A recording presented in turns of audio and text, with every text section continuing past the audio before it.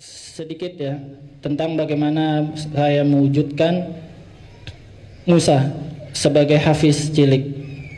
Ya, pertama-tama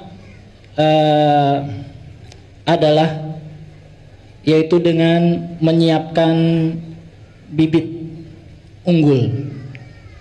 Ibarat kita ingin menanam ya sebuah hasil yang bagus, maka kita harus siapkan bibit yang unggul sehingga hasilnya juga unggul. Maka ya para ulama kita menjelaskannya, di antaranya yang pertama yaitu dengan mencarikan seorang ibu yang salehah. Kenapa? Karena dari ibu yang salehah ini sang anak ya, sang bayi itu akan mendengarkan kalamullah, akan mendengarkan Al-Quran. Ya, karenanya Rasulullah SAW bersabda, tunkahu al-mar'ah li arba'. Wanita itu dinikahi karena 4 perkara. Kemudian Rasul mengatakan, pilihlah yang ada agamanya.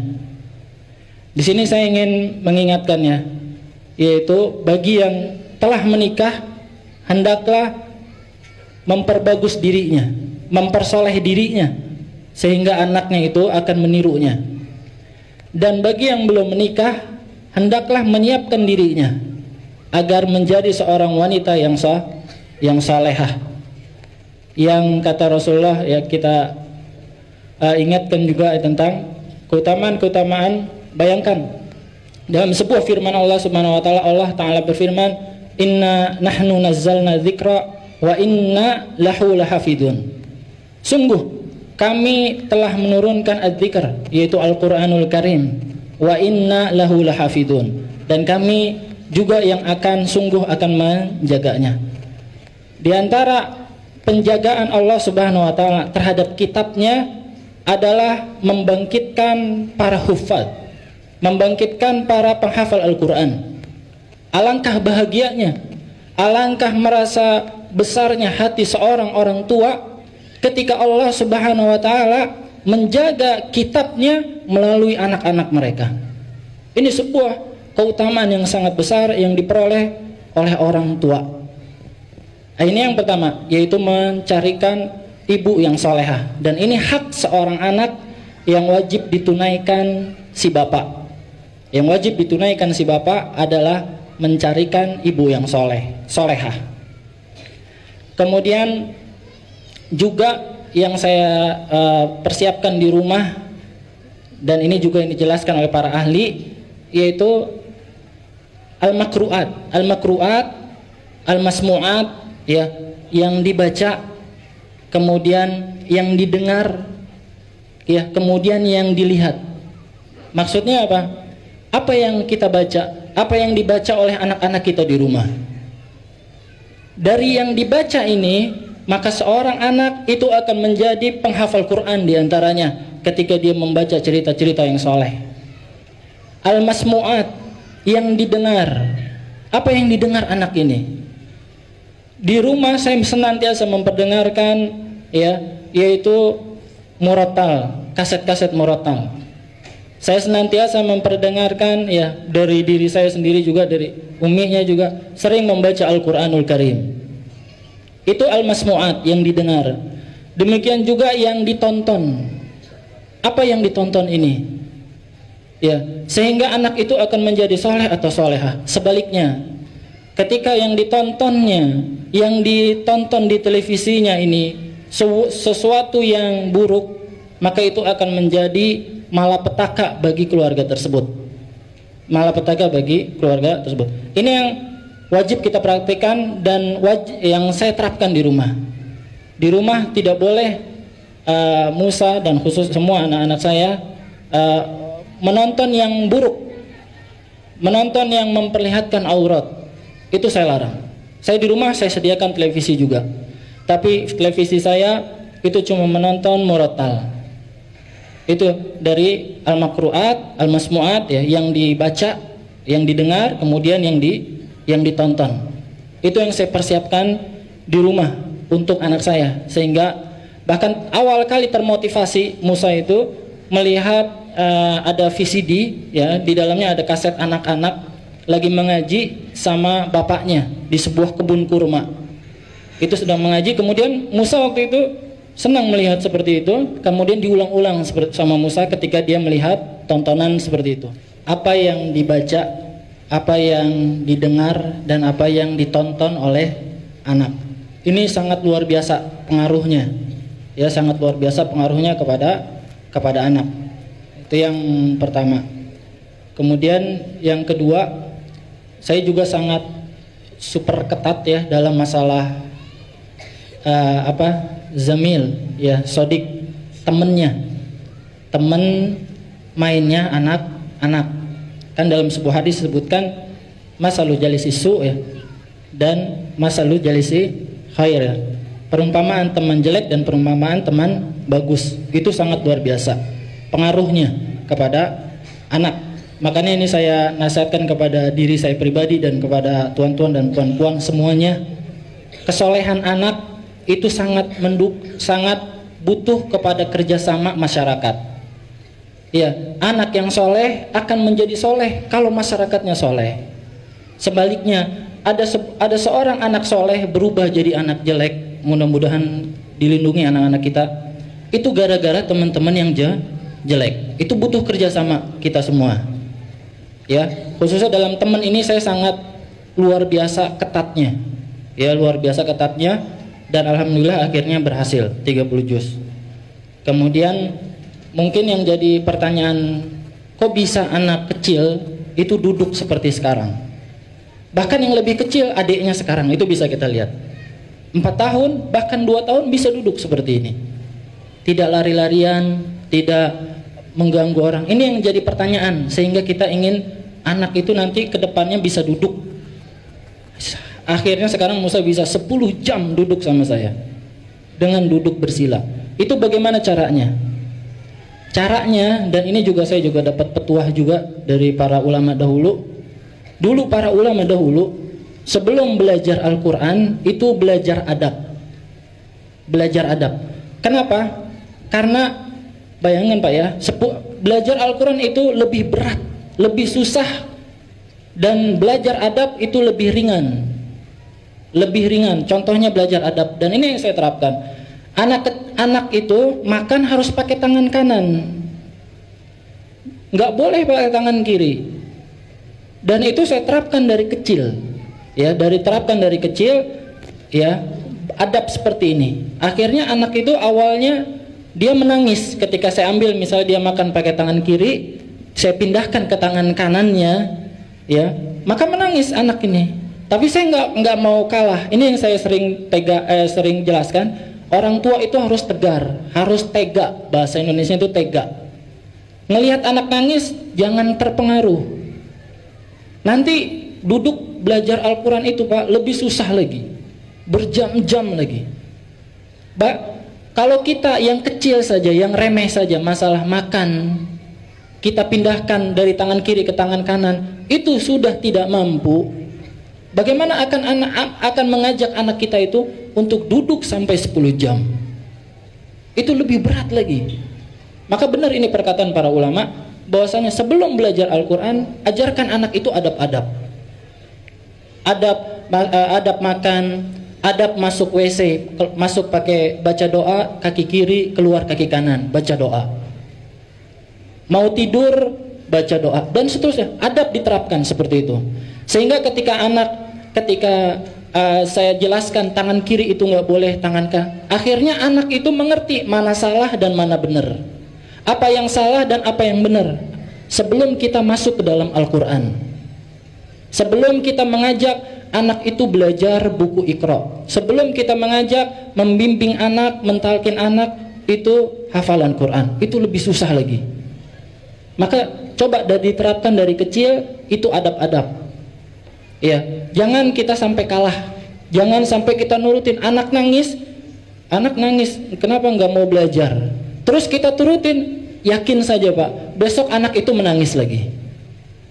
Tapi kalau pada hari itu kita menang, anak kecil nangis, kemudian tetap kita ajarin, ya, nanti anak itu diem, lama-lama ya meskipun menangis tapi dia ngikutin kita, ya terus nangis diamin aja, biarin aja, terus kita baca.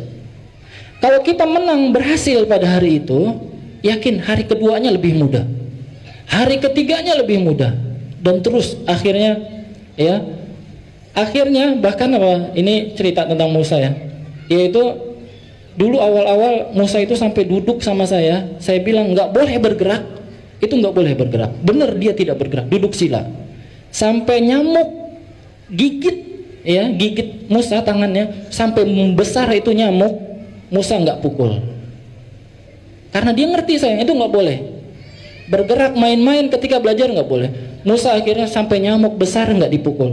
Mulai dari itu saya ajarin, bang, abang Musa kalau nanti lagi belajar sama abah ada digigit nyamuk, abang pukul aja, nggak apa-apa.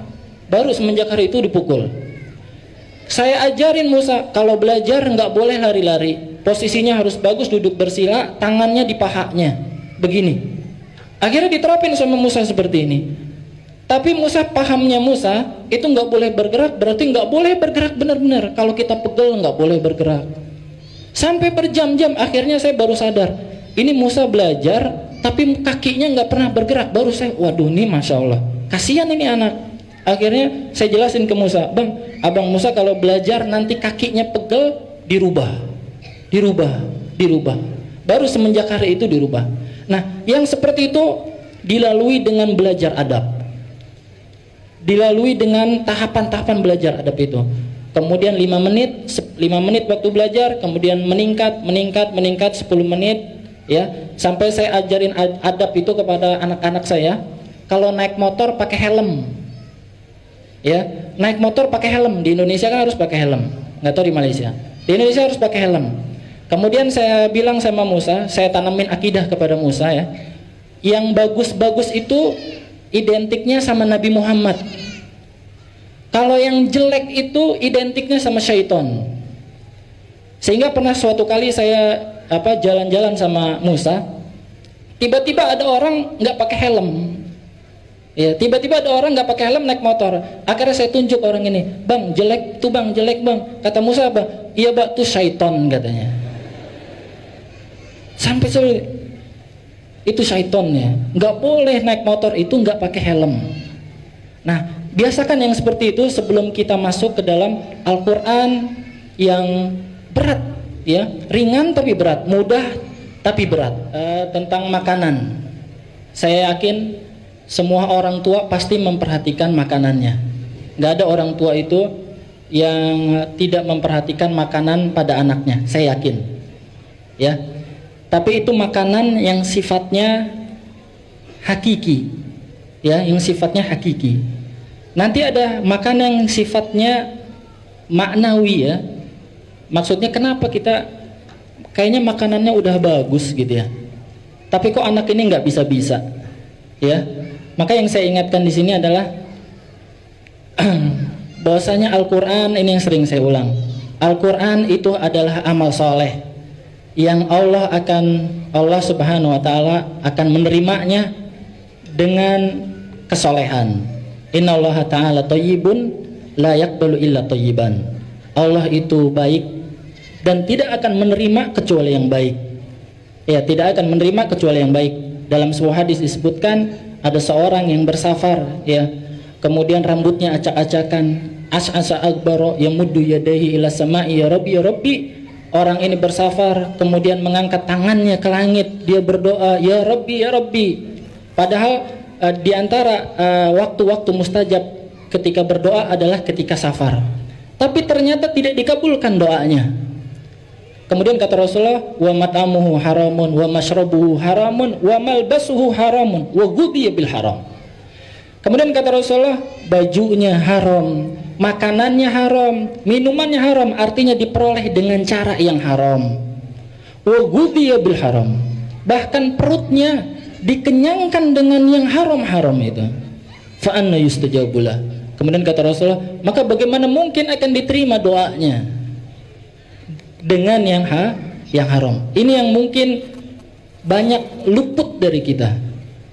Ya, jangan sampai ya dan ini ya nasihat juga kepada diri saya sendiri, jangan sampai kita ingin menjadikan anak yang soleh, anak yang berbakti kepada kedua orang tuanya, anak yang bisa memberikan manfaat kepada kedua orang tuanya ketika mati nanti, tapi kita dengan cara memberikan makanan-makanan yang haram. Baik secara zatnya itu haram, kita beri zatnya itu apa maksudnya? Kita berikan anak itu khamr, ini wal'iyadzubillah, atau haram secara hasil usahanya. Apa hasil usahanya? Nasi itu halal hukumnya, ya. Tapi dengan cara yang haram, dengan cara mengambil haknya orang, dengan cara merampas, dengan cara mencuri, dengan cara mendolimi orang lain. Kemudian hasilnya ini kita suapkan ke mulut anak kita. Ya, ini yang perlu kita perhatikan, yaitu apakah yang halal ataukah yang haram. A'udzu billahi minasy syaithanir rajim. Laqad kafara alladziina qalu innallaha thalithu thalathah.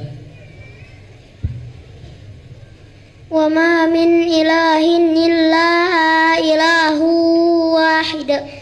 Wa illam yantahu amma yaquluna la yamassanna alladzina kafaru minhum adzabun alim. Afala yatubuna ila Allahi wa yastaghfiruna wallahu ghafurur rahim. Mal masihu ibnu maryam illa rasul qad khalat min qablihim rusul wa ummuhu siddiqah kana ya'kulani at-ta'am wanzur kaifa nubayyinu lahumul ayati thumma anzur anna yufakun. Shallallahul azim. Surah apa?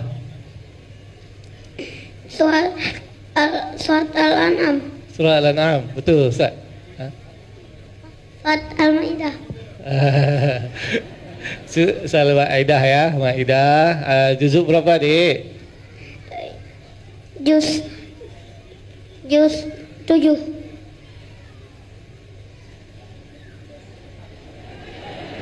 Juz 6. Juz 6. Tuan-tuan gelak tanya tuan-tuan tak boleh jawab. Baik, gitu ya. Kita minta Dr. Sufian pula untuk tanyakan Dik Musa. A'udzubillahi minasyaitonirrajim. Wa idz qala Ibrahim rabbi ij'al hadza baladan amina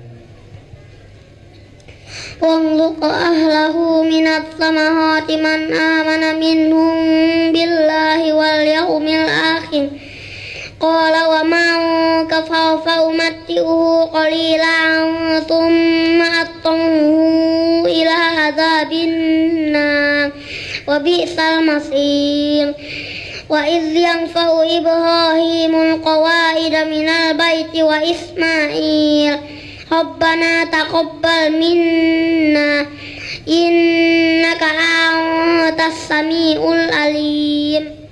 Sahih, very good. Betul saya. Juzuk berapa? Surah apa? Surat Al-Baqarah. Surah Al-Baqarah. Juz 1. Juz 1. Masya-Allah. Baik, sekarang saya nak persilakan tuan-tuan bertanya kan Musa. Tuan-tuan tanyakan Musa. Baik, silakan. Baca ayat boleh? Baca terus ayat. Okay.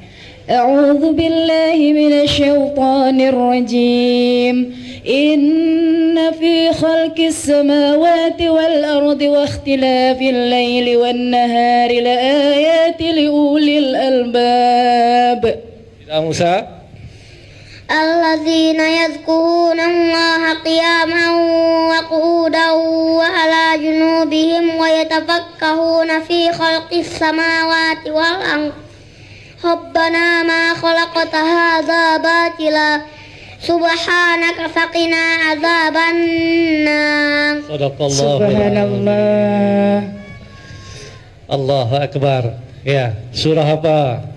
Surat Al-Imran. Betul Bu, surah Al-Imran. Ya, juzuk apa, Dik? Juz 3. Juz 3, betul ya. Yang nak tanya soalan kena tahu ya. Nanti yang tanya soalan tak tahu jawapan. Baik, silakan yang lain lagi. Satu soalan lagi untuk adik Musa. Daripada penonton ya, daripada penonton. A'udzu billahi minasy syaithanir rajim. Wa in kadu la yaftinunaka 'anil ladzi awhayna ilaika litaftari 'alaina ghairahu wa idza la takhadhuka khalila. Sila. Walaula an sabbatnaka laqad kitta tankanu ilaihim syai'an qalila. Idzal ladzaqnaka dhifal hayati wa dhifal mamati summa la tajidu laka alaina nasiha. Wa in kadu la yastafizzunaka minal ardi liyukhrijuka minha wa idzal la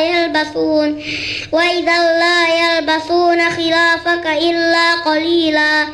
Sunnata man qad arsalna qablaka min rusulina wa la tajidu li sunnatina tahwila. Sadaqallahul aliyil azim. Surah apa? Surat Al-Isra. Al-Isra. Betul. Terbukti dengan Al-Quran yang dibawa, Ustaz. Ditanyakan dengan Al-Quran yang dibawa. Ditanyakan dengan Al-Quran. Ya. Yang menanya lihat Al-Quran, yang menjawab enggak lihat Quran. Tetapi terbukti. Allahu Akbar. Subhanallah.